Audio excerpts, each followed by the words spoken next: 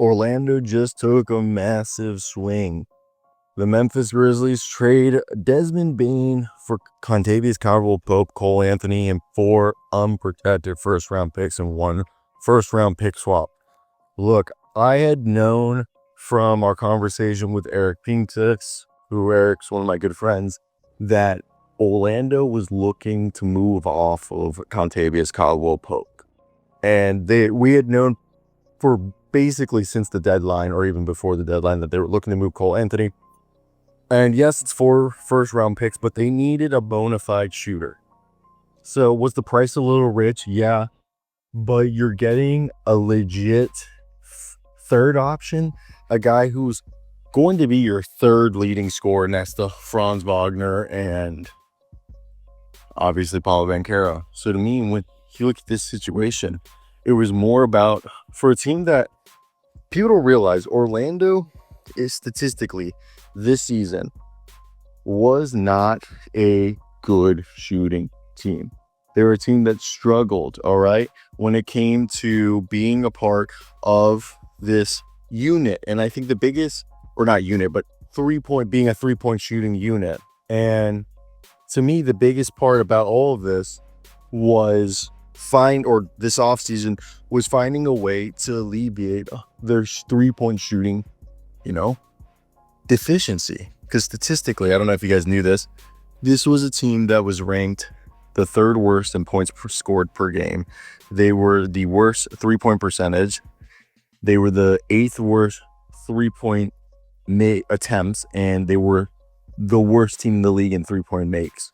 So right out the bat, yeah, this is a rich price that they paid, but it was kind of needed, as this is how a team that was looking to go from being, a young playoff team to a team that could seriously contend.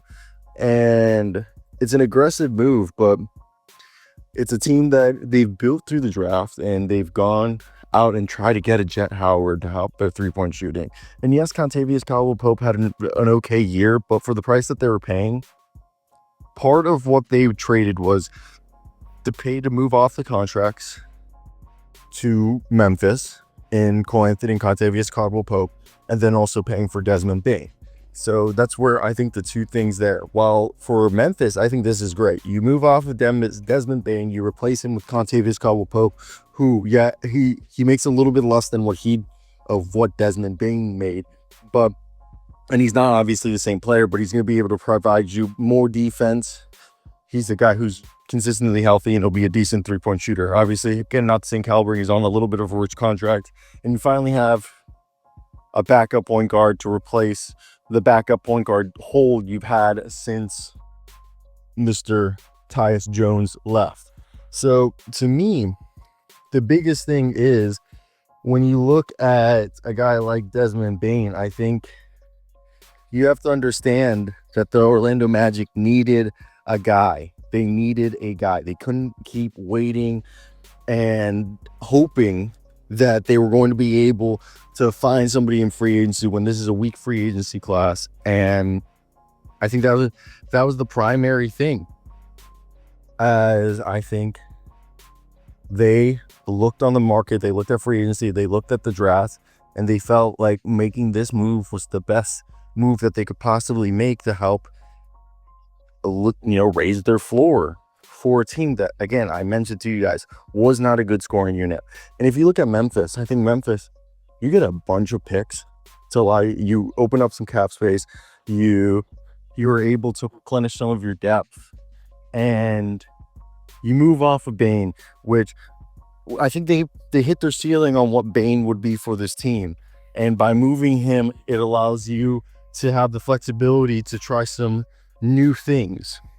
And with the Grizzlies, especially having to make this decision if they're going to keep Santi Aldama or they're going to keep some other guys, it's going to be interesting the other moves that they'll continue to consider, especially with such an aggressive move. Now, I think when you look at this, it's a swing that Orlando wanted to do because they know the best teams in the league have multiple players who can compete on both ends, but are able to shoot the three ball if you look at the Pacers and OKC Thunder. So doing this trade, Orlando, goes ahead. And the picks, by the way, is Orlando is sending Memphis the number 16 pick in the 2025 draft, Phoenix's first round in the 2026 draft, Magic's 2028 unprotected first rounder, and the Orlando's 2030 unprotected first.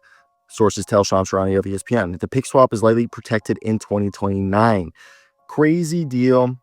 But as someone who grew up as an Orlando fan, this is the type of move you hope a franchise that believes that they can take the next step and that they're a few pieces away will do. Now, I think there might be some more moves to come as a guy like Jet Howard and others could be maybe available, but Charania also said that Magic president Jeff Weltman made it clear that the franchise was taking an aggressive win-now approach to this offseason, and they kicked off this summer by adding Desmond Bane to the core, Paolo Banchero, Franz Wagner, and Jalen Suggs.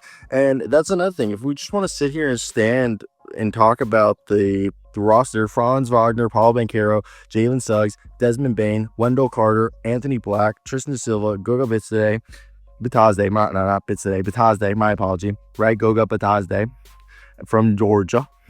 And I assume Mo Wagner's probably coming back. It seems like Jonathan Isaac is going to be flipped. Gary Harris's option will probably be declined, and they're more than likely shopping Jet Howard.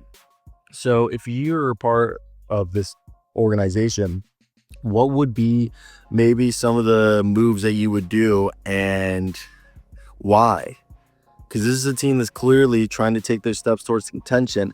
And if you see what the top teams in the league do now, is that they have 4 guys on the floor that can play both ways surrounding their star player. And this is a team that their star player is Paolo Banchero, who has that MVP potential, while I think Franz Wagner is an all-star, and then the rest of the team is a lot of two-way guys. So I think that's an interesting scenario where this is a team that they came off a season. It wasn't a disappointment, but I think the way that it ended was a little bit more disappointing than they wanted. They lost in the first round to the Boston Celtics 4-1. And I think for a team that won 41-41, had a decent stretch at one point this year where they were looking like one of the better teams in the league, they want to take the step to being, in the upper echelon in a conference that seems like there's a lot more parity and it's up for grabs, especially with the Pacers having made the NBA Finals. So if you're an Orlando